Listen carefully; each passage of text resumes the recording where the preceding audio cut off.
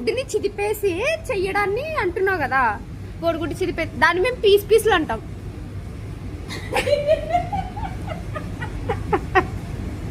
అంటే నేను మా అక్క చిన్నప్పుడు పీసులు లెక్క అవుతుంది కాబట్టి అది పీసులు. ఫ్రై అంటే మేము వైట్ కోడి అదే ఉడకబెట్టిన బాయిల్డ్ కోడిగుడ్డు ఉంటుంది కదా, దాన్ని ఆయిల్ వేస్తే అది ఫ్రై. చిక్కిరి కాదు, ఉక్కిరి.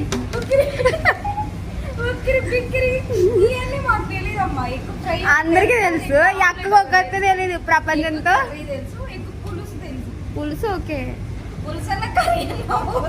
ఇగురు వేరు పులుసు వేరు.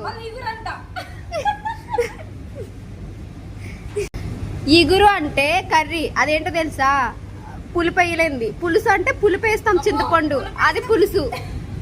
అంటే కొంచెం జోరుగుండేదాన్ని పులుసు, గట్టిగా అయ్యేదాన్ని ఇగురు.